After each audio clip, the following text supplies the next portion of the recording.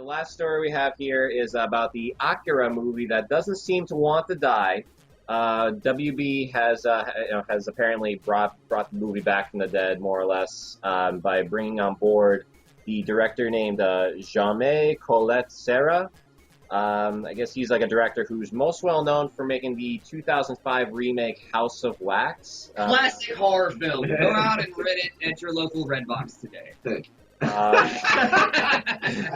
As well as the 2009 Orphan. So he's done some. That's getting better. Yeah. Very important. Yeah.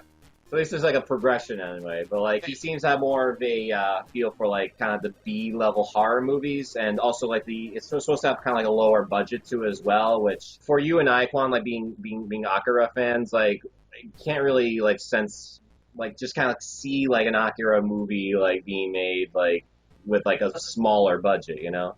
I'm gonna put it to you this way: like in the director seat for like a movie like this, you have to kind of think bigger. You can't think smaller, because like the whole movie, everything about it was huge, like big. The cities, what was going on, the action, everything about it was huge, and it all, it all gravitated around really two specific people.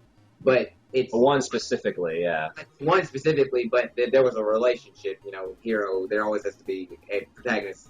With them, the main character is pretty much an anti-hero. Like he doesn't even care about anybody but himself, but it's still really cool. But the fact that they're even talking about doing a movie this big, it's just like, okay, you can't think small budget, man. There's too many things that go on in this movie, and the scale of it and the scope of it so huge that you would disappoint people, in my opinion, if you tried to dumb it down any less than what it was. Would you see? I've never seen this film. Yeah. No clue what anybody's talking about. But would you want a shot-for-shot remake? Not so much shot for shot, but it's the magnitude of the things that happen. Like they're huge. So what you're saying is the story can be retold.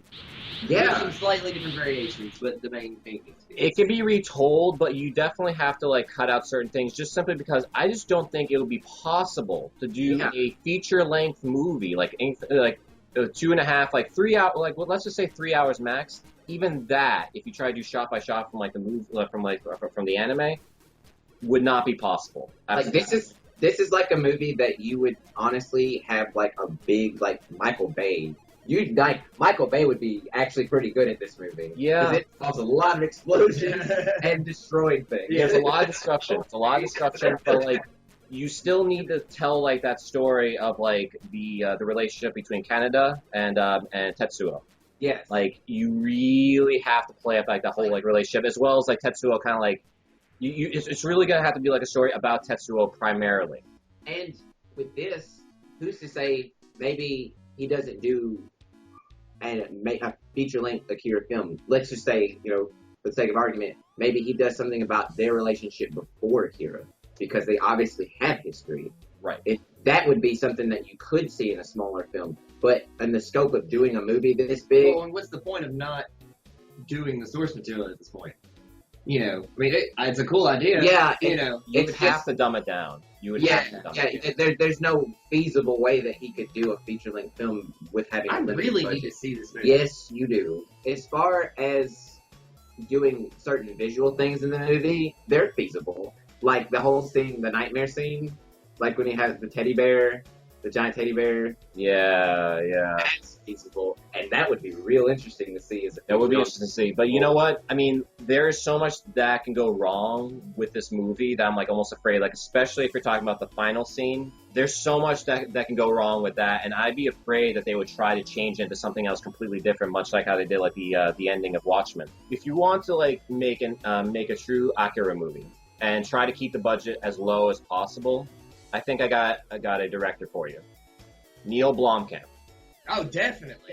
Okay. District 9, Elysium. I could see Akira stemming off of that. Yeah, absolutely. That's not bad, because even what James Cameron's doing, Battle Angel Alita. Yeah. That's even still like the same scope as far as like crazy things happening, but he's James Cameron. Obviously he has the money. He has money. He can afford to do something like that. But yeah, you're dumbing it down a little bit to where it would make sense. It's not that it can't happen. It's just you can't do the same movie. Whoever ends up like making this movie a reality should really watch Chronicle inside and out, because that is the closest to an Akira movie that we have today. That Okay. entire scene where he's sitting there crushing that car Yeah. is like dead on. Like that's Tetsuo. Cool. that's Tetsuo completely. The guys that made Chronicle, who's to say they didn't take notes from Akira? John Landis. Yeah. He wrote Chronicle. Okay. Do you think that he could write an Akira movie? That actually, yeah. Okay, get him as the writer and get Neil Blomkamp as the director. There you go. Yes. I'll be on board for it then, because right now I am not. I am not on board with this. But if you get those two together, hell, you sold me. A good visual director would be Guillermo del Toro because Yes. because everything in there it looks crazy, and he's really good at making things look crazy. So Yeah. I think that he would be a great visual director for that movie too. I don't know of anybody else I could really pull off the top of my head, but Oh, Michael Bay, like you were saying. Michael Bay, yeah. honestly, action. Keep Michael Bay as like on the whole action portion of this because there's an explosion almost every time something's happening action-wise. Literally, something is blowing up. It's like, I can do this. I found my calling. If you're bringing this to like American audiences and everything, I mean, instead of like Neo Tokyo, it could end up be like Neo New York or something, something like that. It's cool. You know. I mean, they did this.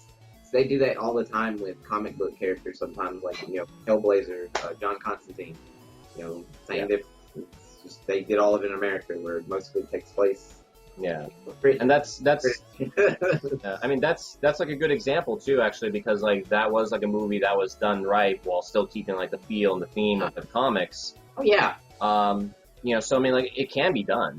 Yeah, it's just you gotta get the right people behind it. That's the problem. Oh yes, that is Good writing. Definitely. Good forethought. definitely. And that note, you got to see that movie. Yeah. Yeah. Yes. Definitely. Yeah. I know that you'll have a lot to say after you watch it.